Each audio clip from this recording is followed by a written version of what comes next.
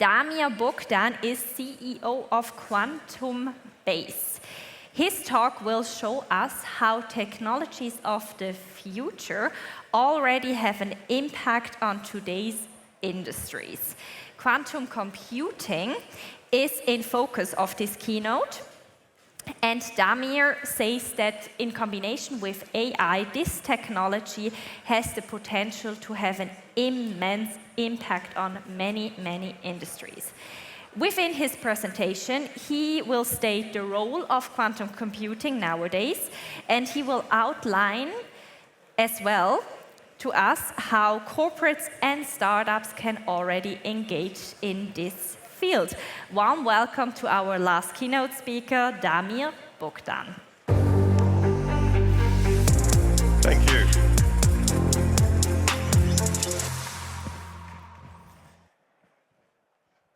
Wow, congrats. Friday evening, 9 p.m., before a weekend, bank holiday, and you really want to learn something about quantum computing. You are brave.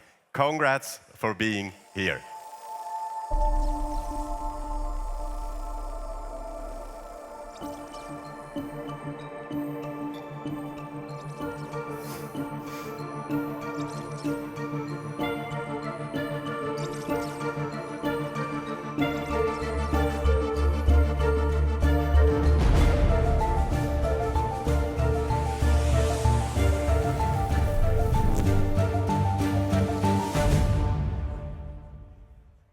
Yeah, I am representing a center for quantum computing and AI, and this center is located here in the beautiful location Center for Innovation, Uptown Basel. The Innovation Center is completely privately invested by one single investor who put in 500 million Swiss francs into an endeavor which is not for himself, but perhaps for his grandkids. And his great vision is to do something against the potential deindustrialization of Switzerland. Yes, you can read it. A vision is a Nobel Prize. Why not? If you think 2 or 3 decades ahead, perhaps you really should think in these kind of heights. And this is where we are going towards. And why this is not impossible, I want to show you. You all know these kind of trend radars. And a couple of years ago, I showed to this investor this one, and I said, hey, if you really want to do something 10, 20, 30 years ahead, then you should also embrace those kind of technology which then are for sure a game changer, but now already started. And quantum computing was on that. And by the way, the investor back then was 74-year-old. And he said, well, let's do that. And another argument I used to convince him about quantum computing and AI was this combination of technology and sustainability. Because the sustainability on the campus, we use the energy from a water power plant. We've got our own transformation station. We then transform the energy into our data centers, and from the heat, from the usage of this, we heat up to 30,000 apartments around Basel with that. This is the vision. It's not there yet, but all the infrastructure is already here. We just need more power, and this is to come. On the other hand, technology, as you can see, also there is a circle between both of them. And the circle is there as well, because if you think about 20, 30 years ahead, then one can definitely say, hey, we have to do something for our planet as well. And you can see here a lot of CO2 pollution. And if I just take one example, let's say industrial agriculture. Industrial agriculture uses ammoniac for the fertilizers. So all the fertilizers, which are good, are produced with ammoniac. And ammoniac is done by one single chemical process, which is combination of hydrogen and nitrogen, and then you can produce ammoniac. This is good. Yet, 2.8% of the worldwide CO2 pollution is coming out of this Haber-Bosch process. And if perhaps a future technology or a technology like quantum computing could help to improve this one process only, 1% of the worldwide CO2 pollution could be reduced. So you see, you have to think ahead. And what have we done so far? We started to use AI to see structure we do not know, and so on and so forth. Yet, AI consumes a lot of computing power. And computing power over the last 4 decades was defined by Moore's law, saying that every 18 months, you double the amount of computing power which you can buy for $1,000. 4 decades, this was correct. From 2017 onwards, this rule flattened out. Why? Because if this is a transistor on my thumb, then a chip on my thumb, you have to have these small 0-1 switches, and you can't make them smaller anymore, because in a traditional computer you have to double the amount of transistors to double the performance of a computer. So with AI consumes a lot of computing power, and Moore's law is flattening out. So what do? We build more computers, and we use this high computational resources not just to train the AI, but also to change the data on the fly, so you want to have real-time data. And what many people do not know, with the introduction of ChatGPT, the worldwide energy consumption for data centers was by 8%. Do you know where it is today, 20 months later? We already are at 13%, with some countries like Ireland up to 17%. And ChatGPT only, if you use ChatGPT, and it will consume 25% more energy as if you Google it. So this comparison is important, so it's going in the wrong direction.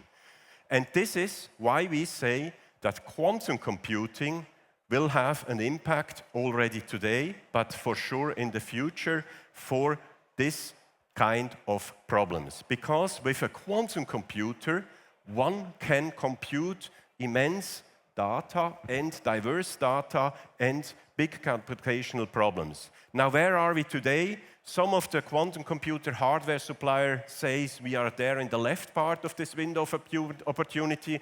Others claim to be in the right part as well. What we are sure for is we are today in this window of opportunity, and quantum computer never will replace traditional computers, but with their with their endless computational power, they will be a perfect combination in a hybrid way for traditional CPUs. So, another thing why quantum computer is important as well is because with the help of quantum computer, one can train AI models better. You can train an AI model with less or not that good quality data to come to the same result. And on the other hand, AI helps to build us better quantum computers, because the ones we've got today are not that mature yet, but I will show you afterwards what you can do already today with quantum computers. So, in our Center of Competence for Quantum Computing AI, QuantumBasel, we are a global innovation partner, one of 30 from IBM in the field of quantum computing. We have 3 different kinds of computers which we have access to, and I will come back to the GPU part as well. So we've got the hardware access on the left side. In the middle side, you see all these academias. We've got a lot of university partners, University of Bologna, but also in Switzerland and so forth, because we want to invest into the future. Because if you think about 10 years ahead, we need employees, and we need skilled employees in this kind of technology. And what interests you a lot here, I guess, is then our startup accelerator, which I will present in a minute. So I'm proud to announce that in December, we will we will inaugurate the first physical quantum system in Switzerland, which will be commercially available. So the first quantum computer that can be used for industries, for startups to train their models or to do projects with. This will be inaugurated in December 5th. You will read in the media about it. This is an IonQ system. On the other hand, we also have a large, with our partner Phoenix, facility for, at the moment, it will be soon 500 GPUs from NVIDIA. So we play both fields. We've got QPUs, we've got GPUs, and there will be another data center with CPUs. At the moment, we've got a connection to the 5th biggest supercomputer worldwide, Leonardo, in Bologna.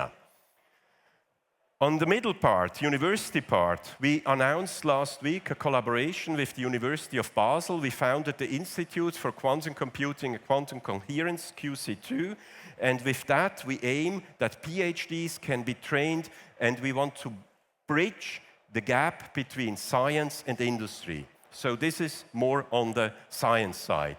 And then on the right side of my presentation before, you saw an accelerator. This is QuantumVenture. This is our sister company from QuantumBasel. We, in the first fund, it was 50 million Swiss francs. In the second, it will be 100 million Swiss francs to support startups globally in the field of quantum computing and AI.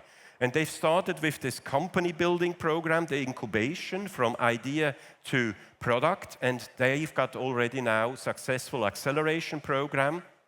QuantumBasel is 2 years old. QuantumVenture is 1.5 years old. Within this 1.5 years, they did already 17 investments globally, and those startups are welcome then to join us at the campus, but they can also work remotely, and they can use this kind of technology. So for every startup which will come, they will get 100,000 in cash plus 100,000 in services. The ticket size QuantumVenture is investing is up to 2 million, and you can read the rest here on your own. So you see hardware access, university partners, startup acceleration. So what do we do with that? We are targeting mainly 4 industries. You can see those industries here.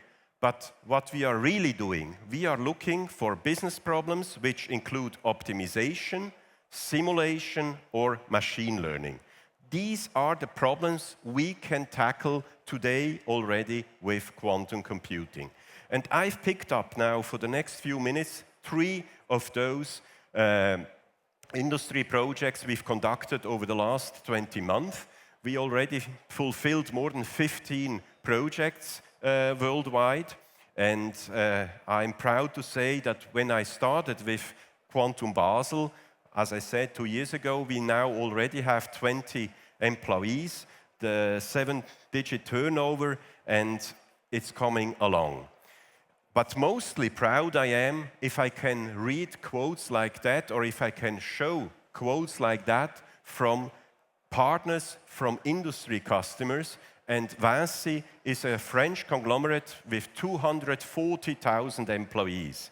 And with them, we solved one of their problems, which was the simulation for complex chemistry, manufacturing buildings, the problem of HVAC solutions, so it was a big simulation problem.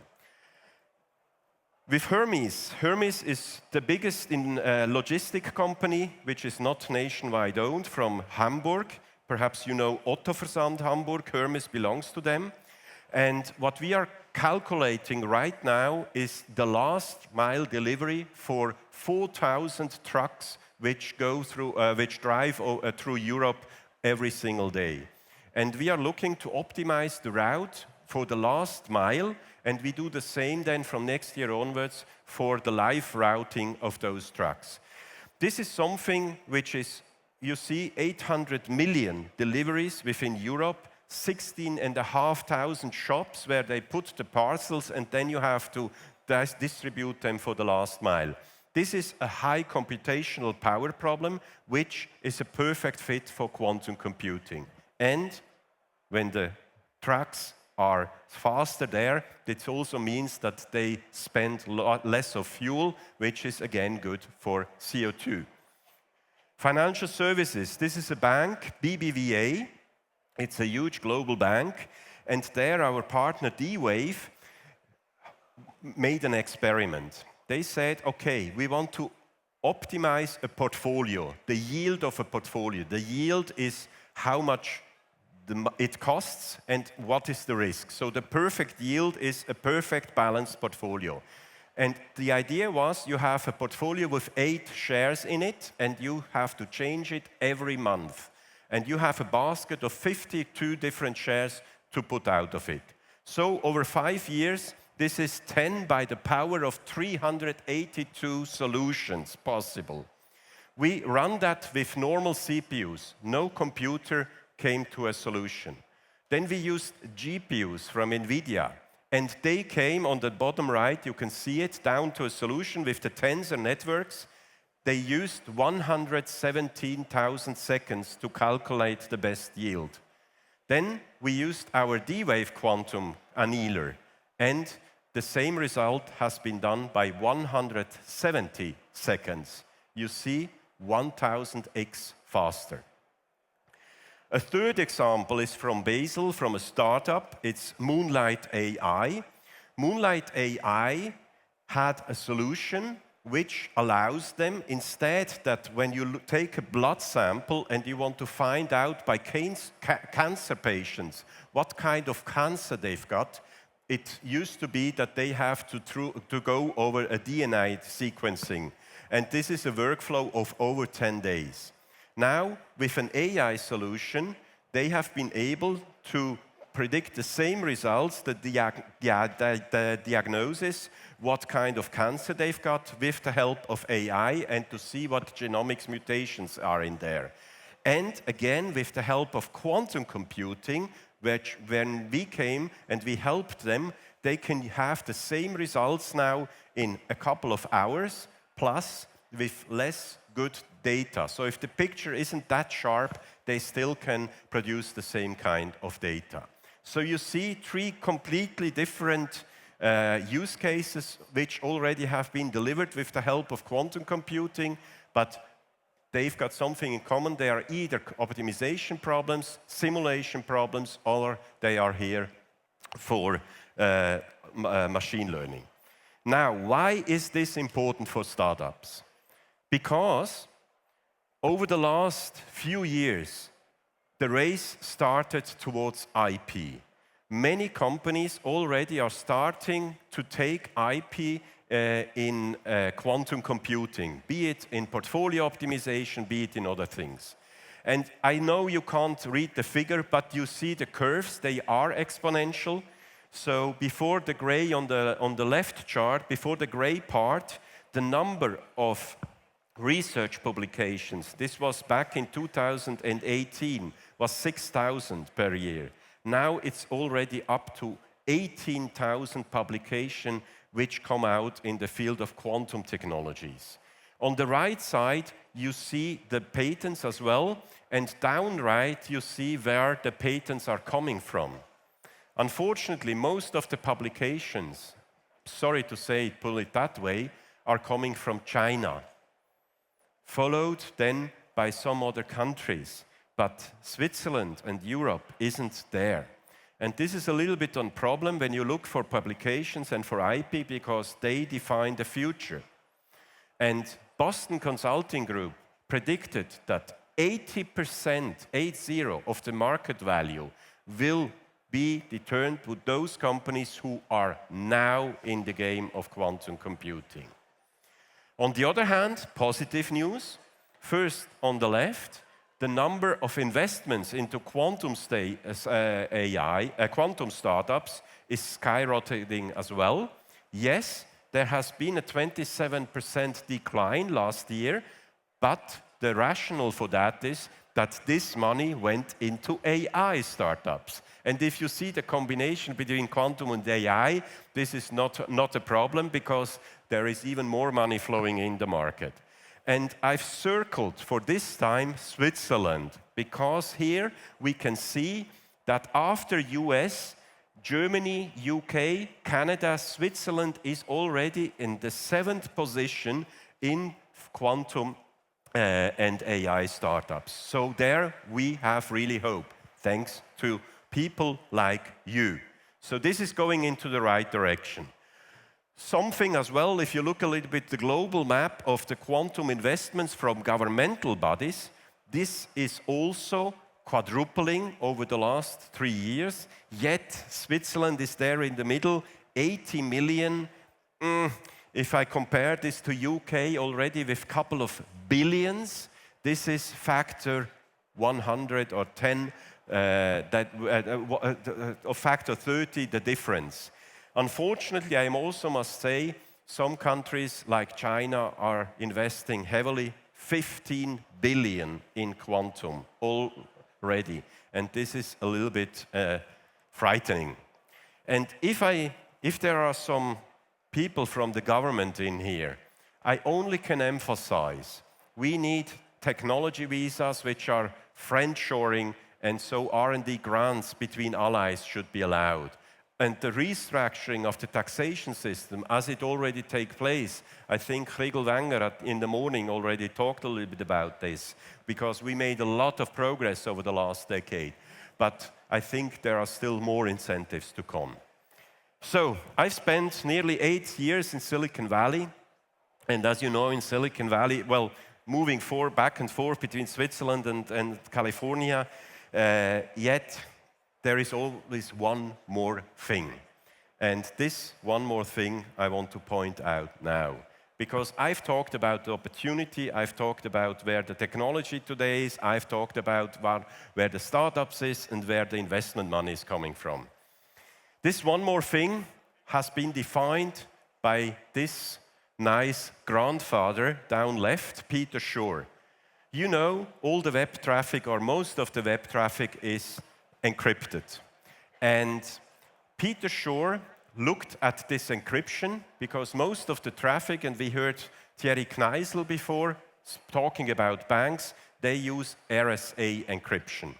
Now, RSA encryption is quite an easy kind of encryption, but it's not breakable. It has a public key, it has a private key, and basically one can say you take two prime numbers, you multiply them, and then you've got the giant prime number. Now, this way, upwards, every computer can do that, even a calculator. But to find out, to factorize from the large number which two prime figures have been used, this is impossible until Peter Shor, the grandfather down here in '94, found an algorithm, Shor's algorithm, which made it possible to factorize these kind of encryption keys. Yet, in '94, he said, there are no computers worldwide who can ever do that because we don't have this calculational power. Now, with quantum computer, we soon will have exactly this calculational power. And this is then the so-called year to quantum. For the older semesters amongst us, we had this Jahr 2000 problem, year to K. In difference to year to Q, we knew the exact date. So this might happen in 3 years' time, in 5 years' time, the end of the decade, perhaps early 30s, but no longer. So they have already new standards being introduced, some of them from Switzerland, from IBM Research, and some globally, which are based on mathematical functions which not even with a quantum computer can crack. And these standards have been declared this summer by the National Institution of Standardization and Technology, and some more standards have been published this week. Now, the standards will be taken over by the usual standardization technology, and one could say, okay, let's wait. Hey, when it's here in 3 or 5 years, we've got time. No. The reason why not is there are organizations who are sniffing the internet. They are taking in the encrypted with RSA encryption data, put it in the vault, and then they wait until the quantum computer is ready. Then they will take it out, and then they have the power to encrypt your bank data, your health insurance data, all the data. Be it 5 years old, be it 7 years old, I do not want to have my personal data, even if it's 5 years old or the tax data publicly available on the internet.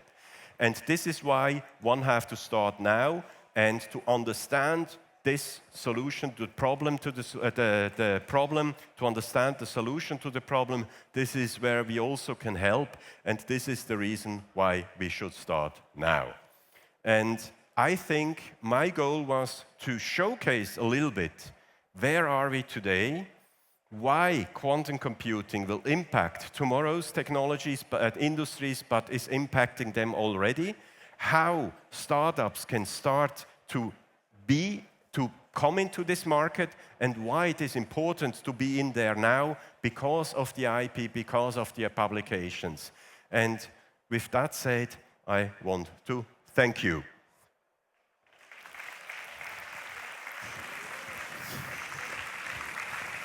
So, Damir, thank you very much. For you, the process now is a little bit different for the Q&A session. I should have some helpers here with microphones. Yes, there is one. Please, I can't see you. Now I can see you a little bit. Please stand up if you have a question or raise your hand for Damir. It's your moment to shine. Please, don't be shy. One has to digest the quantum computing topic a bit. Exactly. I mean, it's a very... Yeah, here is a question. First row. Helpers coming. Thank you, Benny. Sorry, I joined the session in the middle. So are you doing quantum services for the startups if they come up with some ideas, or it's only for SME-based clients, so you do the service? So it's a little bit hard to understand, but I've understood you haven't been the full presentation here, and you've missed the part where I said about quantum computing investments in startups. Yes, we do these kind of things with our sister company, Kai Ventures, and if you scan this code on the left side, you will be on my LinkedIn profile on the right side on the newsletter, and there you can see the kind of investments we are having. 50/100 million fund, especially for quantum and AI startups. Thank you. There is, Next question. Is there still one? There are two in the back. Yes, perfect. There in the back are some. Thank you very much for the presentation. It was really interesting. My question is, you said that China is a big threat, because they invest that much money. But do you also work together with them, or are they stopping the cooperation, or how does this work? Three short answers on this very important question. First of all, we've got a no-go list with all our technology partners, which does not allow us to do business with 15 countries. And one can imagine which countries there are. China is amongst them. Secondly, there is an Australian strategy policy report. And this comes out on a yearly basis. It was recently published, the newest edition on August 27th. And there they track the most important technology which will change the industries in the next decade the most. Out of 45 identified technology, China already is ahead of US and the Western countries. And this is a little bit what worries me, because I think in Europe, in the Western part, we do have this kind of startup power. We really should embrace this, and we could step ahead forward. So I skipped the third point. It's a little bit too long. Thank you for the question. One last question, if there is one. Yeah. Hello, I want to ask a question about machine learning, because we are developing big drones with fully automatical flight without any people, hands, and operators.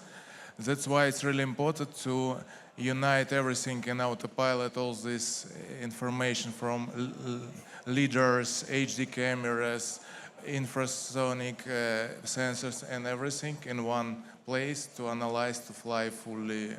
Could we use this quantum computer for that?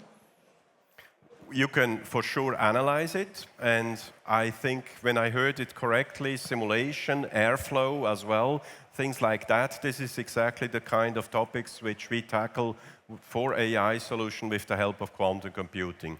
Drop me a line over LinkedIn and we can have a chat on it, and perhaps you can even make it into the accelerator program, then you get the quantum access for free, and so definitely these are the kind of solutions we are looking forward to. Thank you very, very much for being our last presenter of today. It was a pleasure to have you here.